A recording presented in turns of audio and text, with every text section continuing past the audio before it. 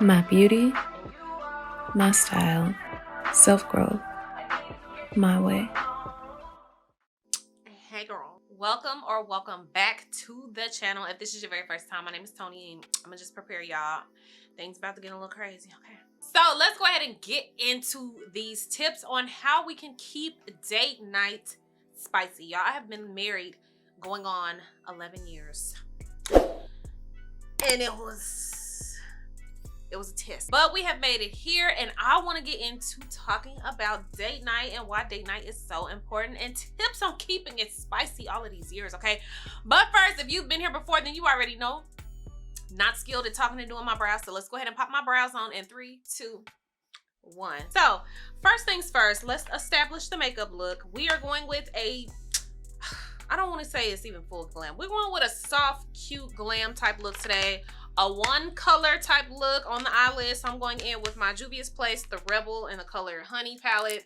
So I'm not gonna go in depth about every single step, but we just had to establish the makeup look, okay? Speaking about date night, like I told y'all, I have been married for almost 11 years. It'll be 11 years this November. First things first, you don't make it to 1 year, 5 years, 11 years, 27 years, 50 years plus. You do not make it that long without being intentional about the things that you're doing. So I'm talking about intentionality with your commitment to each other, intentional about your spiritual walk. Like if that's something that you guys are in tune with, being spiritually connected. But specifically today, obviously the topic of conversation, we are speaking about being intentional about dating. So y'all have probably heard this before. The dating does not stop just because y'all are in a relationship. Dating actually is more important when you're in the relationship versus dating when you're getting to know somebody.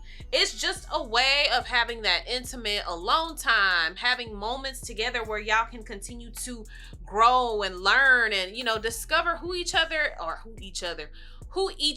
is at that stage in life. Because if y'all have been here, then y'all know I have said plenty of times, you are not the same person, okay? You're not the same person that person met 10, 20 years ago, last year even. You're not the same person. We are humans and we continue to evolve, especially just in life in general. Everybody is progressing on their own journey. So it's important that you continue to date so that you can continue to know who your spouse is. There are a couple of tips that I want to get into. So first things first. Tip number 1, as far as making date night spicy and very intimate, very romantic, put the phone down. You heard what I said. I said what I said and I meant what I said. Put the phone down. Y'all, there were several years, okay? There were several years that I spent off of social media. I was just at a point, I was like, I just can't stand to get on there and people telling all their business, and you know, you see like fighting and all that, and like that stuff is disturbing to me. Like I don't like to watch that kind of stuff. So I was just like, you know what, I'm gonna get off and I'm going to stay off social media. Well, at that time, my husband was still on social media, and by no means was he like, you know, constantly posting and nothing like that. But you know, when we would go out to dinner, he would pull his phone out before he started eating and, you know, taking pictures, taking reels and all that. And I was just sitting there like, okay, can we eat? Because I'm not about to keep on watching you take videos of your food. I'm ready to eat. That's what we came to do. And I used to be irritated when he would pull his phone out. And I'm like, okay, I'm not gonna say anything. Let's just, you know, bite the bullet, keep on having our date night. But obviously, I'm on social media now, and I got back on social media with intention. Full intention on solely doing my content creation. I don't post anything outside of my content creation. I'm not posting how I feel. I'm not posting my, you know, emotional stuff that I got going on in my personal life. I'm not taking to social media, you know, telling anything about me personally. I'm on here to do my work. My work is what I love. So that is the sole reason why I'm on social media, okay? So once I got back on here, and once I started, you know, taking my phone out at dinner time, I'm like, dang, the roles have switched because he doesn't do that so much anymore. This is our intimate moment. This is us coming to dinner, trying to get away from the kids, trying to just, you know, catch a break and just have a moment alone. And it felt like my moment alone was not alone because I felt like I was constantly trying to battle between social media and distractions. I say put the phone down because when you are dating, again, and this is dating after you have already, oh Lord, this is dating after you have already been, together for some time, but those are very, very, very intimate moments, okay? They're intimate moments. Those moments are supposed to be for stimulation. Like, I don't know. Hold on. Yeah, let me make sure my eyes is blended right, because sometimes I get to talking and I don't know. Give me a second. Me and talking and trying to draw lines and put lashes on. I ain't that skilled yet. So I honestly think it's because I'm maturing in a lot of ways. I want to have more stimulating conversations. I want to have more in-depth context in our relationship as far as our conversations go. What are we discussing? I don't want to be discussing stuff off of social media that both of us have seen, unless it is a topic that has to do with something that has some substance behind it. You get what I'm saying? I'm growing spiritually. He's growing spiritually. I want to talk about life. I want to talk about what is actually important in life rather than the stuff that we continue to put our focus on. I don't know. It's like I just fall in love all over again because of those like connections that we have, and they're deepening as we are getting older. Now, let me be clear on something, because I know y'all are like, well, Toni, how are you gonna sit here and say that you're a content creator, but you're saying put your phone down at dinner? I get that. All I'm saying is that you want to make an effort to separate the two. That's all I'm saying. Learn to balance it out, okay? And here's the thing. You're a social media content creator. Yeah, that's all fine and dandy. But just because you're a content creator does not mean that every single waking detail of your life has to be shared. Me, y'all gonna see what I want y'all to see. Y'all are going to see me authentically, but am I going to show all of the intimate moments with me and my husband? No. Am I going to show all of the moments where we're doing family stuff with our kids? No, because I don't want my phone out during those times. I want to enjoy being with my family. I suggest maybe if you and your spouse or boyfriend, girlfriend, whatever, if y'all do date night, let's just say you do 3 times a month, 4 times a month, whatever the case. Let's just say 3. If you do date night 3 times a month, then how about 2 of those times be more private, be more intimate, be romantic, and then maybe that other time you can just, clarify, especially again, if you're a content creator or you're just someone who likes to document life, because that's cool too. You can make specific times set aside for that. I know that was a little long-winded on that particular tip, but I just wanted y'all to see, like, there's importance to putting that phone down and importance to getting that distraction out of the way. Tip number 2 is where the fun begins, okay? Stimulate those senses. We got touch, taste, smell. Hold on, wait. Touch, taste, smell, sense of sight, and sense of hearing. I had to pause because I was about to forget. Anyway, this is where we can really get into fun. So obviously, sight. Baby, I'm going to make sure my man knows that he got a bad head. Let's be clear. I don't have to wear makeup.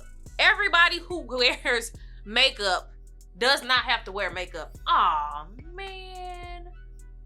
I forgot to put my color corrector on. I do these things for myself. Let's be clear. I put on makeup. I get dressed. I make sure my hair is done. I pull myself together for myself. I'm not doing that for my husband. Now, do I want to pull it together to, so that he knows he still has a very vibrant and young, attractive wife? Yes, I want him to be like, like, that's my wife right there. And he do all the time. I do these things for myself. And honestly, this has become more of my personal feminine journey. Like, if you've been here, then I've been talking about kind of going more on a feminine journey over the last, especially year, because that was something that was never important to me. Learning how to present myself, learning how I want to present myself at this stage of my life, because how I present myself now at 32 was not the same way I presented myself at 24, 25, 29, even 30 for that matter. Moving on to sense of touch, and I'm probably gonna forget these out of order, but we just gonna roll with it. Sense of touch. I'm a touchy-feely kind of person. I don't have to be touching on my husband every single second. Like, I don't have to do that. But I do want to, like, you know, hold his hand, or if we're sitting at dinner, I want to just kind of be, you know, holding hands and just really sitting there being, it's, you know, like just in that intimate space. Those little things are like, they kind of like give me butterflies. And, you know, after being married for the amount of years that we have been married, I love that I can say I still get butterflies, because that's something that you have to work for, okay? That is not something that just comes with it. You have to work hard in your relationship to still get butterflies at this stage of your relationship. Sense of smell can go one of two ways. Actually, let's talk about taste, smell, and taste and smell. That's it. So taste and smell can go one of two ways. Taste, what are we eating? What are we drinking? Are we drinking a nice bottle of wine? Or, you know, are we at dinner and we're really like getting some good food? With sense of smell, if you're cooking, are you cooking a home cooked meal, like really arousing your partner by just, you know, like throwing down in the kitchen one time? You can do that. Or sense of smell can be you presenting that fragrance that he loves, or that fragrance that you love. I love bringing out like my real sultry type smells, especially on a good date night and we want a dinner or something like that. I want to smell so good that he don't even want to take me out the house. Now, we're gonna have to go because I gotta eat, because I like to eat. You want to arouse these senses, and which brings me into sense of sound. Actually brings me into my third tip. So sense of sound is, what is the vibe? Like, are you, again, are you at a nice restaurant, or are you at home? Are you playing some romantic type music, or that 90s R&B? I love 90s music. So when I want to really set a mood at home, I am going to turn on some 90s music, because I love the vibe. So like I said, that brings me into my number 3 tip, which is, what is the mood? What's the vibe? Here's the thing about the mood and the vibe and all of that you have going on. Setting the mood does not always mean that date night has to be at nighttime. Date night can be whatever mood you want to set. If you want to have a date day and you want to go do a fun activity, you could do that. If you want to pop up on, you know, on lunch break and surprise your significant other with, you know, some lunch or something, that's a nice little date day, you know, a little afternoon mood type vibe. So it's all about knowing what kind of vibe you want to set on each of your date nights. But I suggest change it up, keep it fun. Maybe there are activities that both of you guys want to do. Like, okay, a couple of weeks ago, I helped my best friend's husband plan their 10-year wedding anniversary. Now, honestly, y'all, they're an inspiration to me. They've been married 10 years, but they have been together since she was 15. They are high school sweethearts. So they've been together for 17 years. So I helped him plan their wedding anniversary, and he actually came up with a lot of ideas on his own, and one of which was he wanted to take her horseback riding. I about fell out. I was like, that is so romantic to me. When he told me that, I'm like, oh my gosh, she's going to love that. She had no idea. He took her out there, drove out to the country, and they rode horses. So that is a nice date day vibe. Y'all out on the path and y'all, you know, riding horses in some, you know, just the scenic woodsy type area. Like, that is a vibe. So I'm saying all that to say, just keep it fun. Keep it fun and do activities that y'all love. Like I said, you don't have to, who is calling me? Oh. Y'all, this is my husband. Hold on. Hello? Like I said, all in all, you just want to change up those date days. Keep it fun, keep it exciting, and think about things that both of you guys want to do. That way y'all can do activities together, which again, that creates more of an intimate moment. That creates, you know, memories that y'all can make together by doing those activities together that y'all, you know, wanted to experience. All right, so number 4 on my list about keeping date nights spicy, keeping it intimate, romantic, all of that good stuff. And this is for my people whose love language is gifting. And number 4 is active listening And what it means is you're actively listening to the things that your significant other wants. So I'm gonna give y'all an example. My husband is a sneakerhead, okay? He loves shoes. That's just his thing. And I'm gonna be honest, y'all. I'm not a Jordan person. So that means I don't like to buy them either, regardless of if it's for myself or for him. Now, here's the thing. My husband had been wanting me to buy him Jordans. And I would constantly come home with everything else under the sun but a pair of Jordans. So I was like, you know what? I need to do better because my husband is a gifter. He loves giving gifts. That is his love language. He will listen to me talk about a pair of shoes that I want randomly to somebody else on the phone, and he'll like call my best friends and be like, okay, what size does she need? Boom, they'll show up at the door. Like, that is what he does. But that wasn't my love language. So he was wanting it's not necessarily that he was wanting the same thing in return, but I could tell that that was something that was important to him. Like, he really wanted that, or wanted me to return some of that. And you know, what am I trying to say? Slow down, girl. Catch a breath. Deep breath. Okay, now reset. He wanted me to pay more attention to the things that he wanted. So anyway, I was like, you know what? I'm going to do this. I'm going to stop focusing on what I want to get him and actually get him the things that he likes. So he wanted a pair of Jordans that came out in May. And honestly, at that point, I was like, well, you know, I'll get them if the finances is right, because I'm never about to spend my finances on stuff that don't matter when I know that I got, you know, real world stuff to take care of. But it just so happened that that was one of my larger paychecks, and I'm like, you know what, I'm going to get these shoes. So he actually had the shoes. He won the ticket for the shoes. If y'all know, like y'all know, then y'all know you got to put tickets in for shoes nowadays. He won the ticket, but he didn't confirm it because he didn't know how the finances were gonna look. Well, unbeknownst to him, I was like, I got it. So I spent that day and that morning going to all the shoe stores to see if anybody had that size, which my husband, he got a small foot. So most times we get lucky. I went to the first store. They said, no, we don't have that size. So I got in the car. I said, my baby is going to have his shoes today. And I meant that. I meant every word of it. My baby is going to have his shoes today. So I drove to the next store after 3 because they were like, well, we can't release them until after 3 if people don't come and pick them up. Okay, cool. Went to the next store at 3 o'clock. Oh, we don't have that size. Okay, cool. I said, I'm going to go to this next store and they're going to have my baby shoes because I was not playing about that. So I go to the last and final store and I walk in, I'm like, you know, hey, do you have a size 8? He's like, oh, let me go check. I should. As soon as he walked in the back, I had my oldest son with me. I said, he gonna come back and he gonna have daddy's shoes. And sure enough, he came out and he had the size that I needed.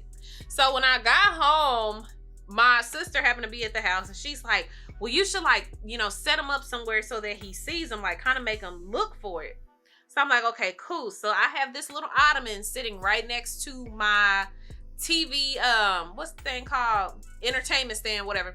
I have this ottoman sitting there and I'm like, okay, I'm going to stack the shoes up like how they kind of do when they put them on display. And I was like, I'm going to put this box and I'm going to display them right here. So he comes in the house, he's walking around, he don't even see the shoes. So I was like, well, can you go in the front room and get so-and-so? I don't even remember what I said. He looks up, y'all, and he just, like, the hugest smile comes across his face. And he was like, are those my shoes? I was like, yeah, those are your shoes. They sure as hell not mine because I ain't gonna wear them. Y'all, my husband smiled from ear to ear and he was so excited. He was like, oh my gosh, you listened. You know, like you got what I wanted. I'm so appreciative, yada, yada, yada. So what I realized in that moment was it's not always about what we want to gift, you know, to our spouses and stuff like that. Sometimes we have to pay attention to the things that they want. Those little gestures sometimes can make all of the difference. So in that moment, he could have cared less about a date night. Is what I'm getting y'all, like what I want y'all to understand. He could have cared less about a date night. He All he cared about in that moment was, oh my gosh, she listened. Active listening. So we have to listen to our spouses and significant others. I went ahead and powdered my face because I didn't realize, y'all, I'm a little long-winded.